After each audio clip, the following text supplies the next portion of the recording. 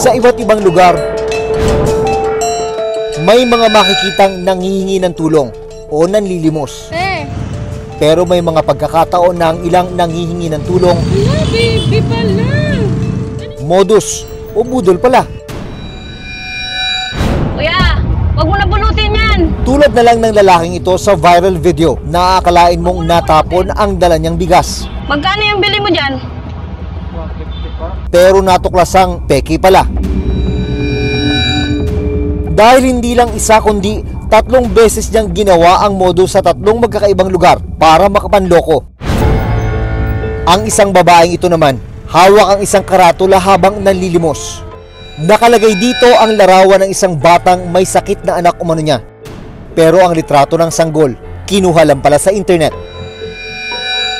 Paano mapipigilan ang pagkalat ng ganitong uri ng limos modus?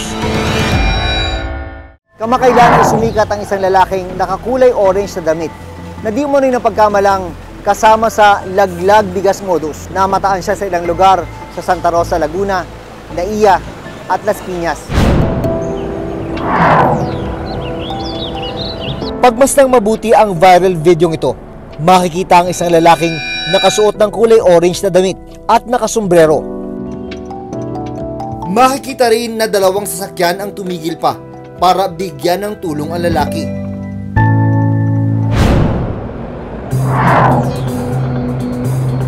Pero sa isa pang viral video na kuha naman sa Las Piñas City, makikita ulit ang lalaki, suot ang parehong orange na damit at sombrero. At tulad ng eksena sa Laguna, parehong natapon din ang dala niyang bigas. May tumulong din sa kanya. Kunin mo na to. Doble ng plastic, madadala mo to. Kunin mo na. Pero hindi pa rito huling nakita ang lalaki. Kuya, wag mo na bulutin yan. Sa isa pang viral video sa may Naiya sa Parañaque City, nakunan ulit ng video ang lalaki.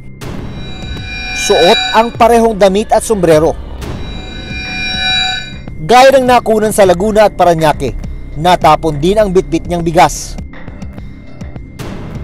Delikado ito dahil sa dami ng dumadaang sasakyan sa lugar. Bumili ka na lang ha, wag mo nang bulutin yan ha.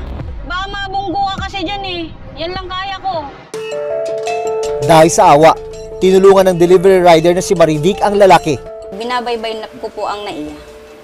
Doon ko po siya nakita na walang tumutulong sa kanya eh, na kahit isa. Nasa gitna po siya ng kalsada. Wag mo nang bulutin yan. Dito ka na lang. Bigyan na lang kita. Hindi na ako nagdalawang isip ng tulungan siya dahil nga po sa nakita kong bigas na natapon sa gitna ng kalsada. Magkano yung bili mo dyan? 150 pa. May 50 ka ba dyan, boys? Binigyan din nila ng pera ang lalaki sa pag-aakalang totoo ang nangyari sa kanya. Ito naman po si Kuya Rider, nagbaka sakali lang po ako na madagdagan yung pera dahil kulang po yung dala ko. 100 lang po talaga yung pera ko noon. 150, nagkakalagang 150 raw po kasi yung bigas na natapon. So parang gusto ko pong i-fix po na mabait maibalik yung 150. Nang i-post ito ni Marivic sa social media, dito na niya nalaman na isa pala itong modus. Nakikita na namin siya sa mga Facebook, trending siya na sa iba't ibang lugar ginagawa niya po yun.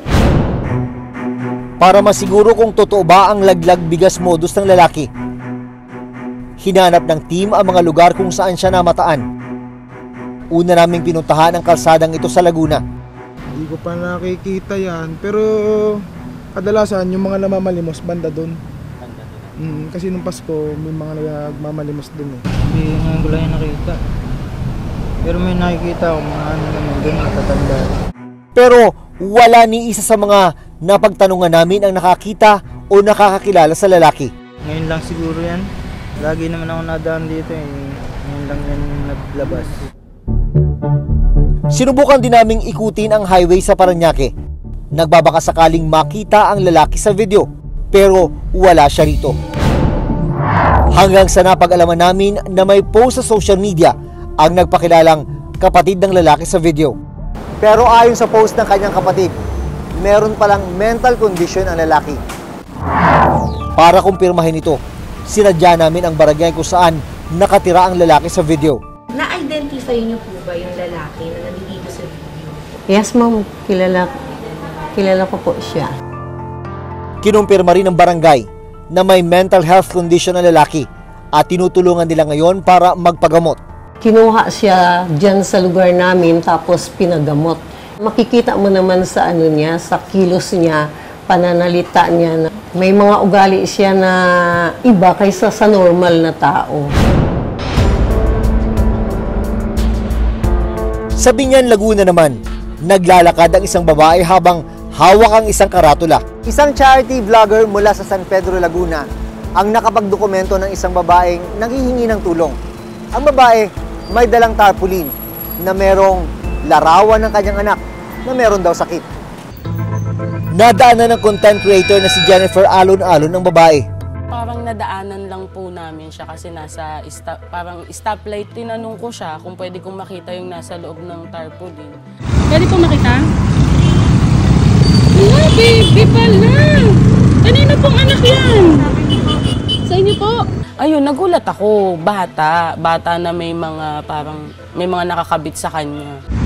Babalikan kita dito ha, dito mismo ha.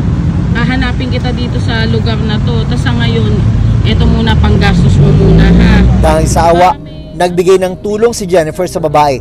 Tapos sabi ko sa kanya, hingiin ko yung number niya para in case na may magbigay ng tulong, tatawagan ko siya. Pero sabi niya sa akin, wala nga daw po siyang cellphone. Sabi ko na lang, sige po, babalikan ko po kayo.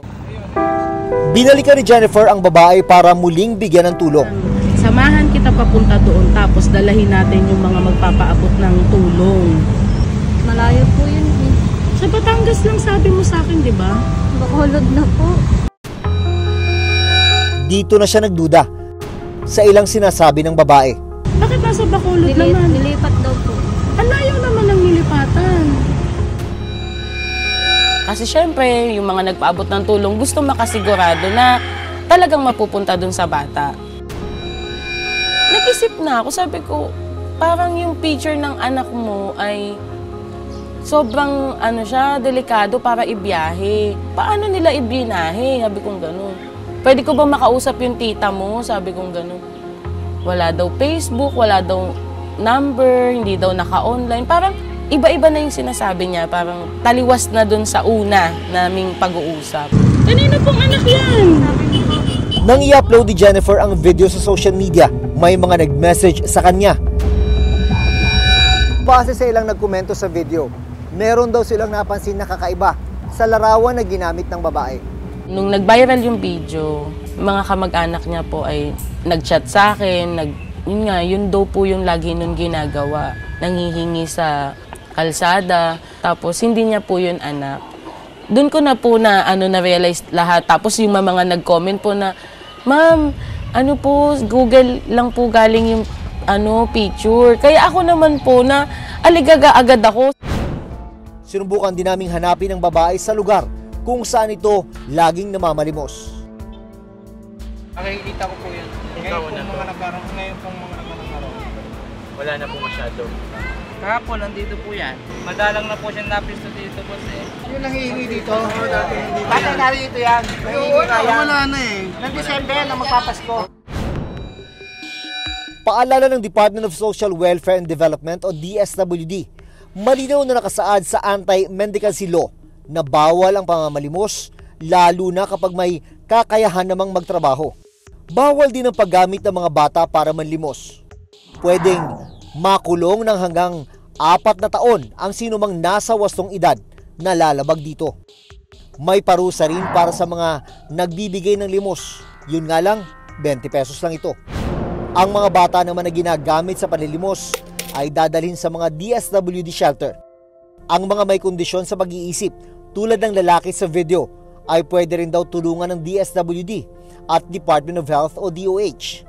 Kasama rin po sa mga tinutulungan nga natin yung mga poor, marginalized, and vulnerable sectors, including yan, yung ating mga kababayan, yung may mga special conditions. So, yes, yung mga programa po ang inyong DSWD na maaaring itulong sa kanila ng tulong pinansyal para sa kanilang pagpapagamot.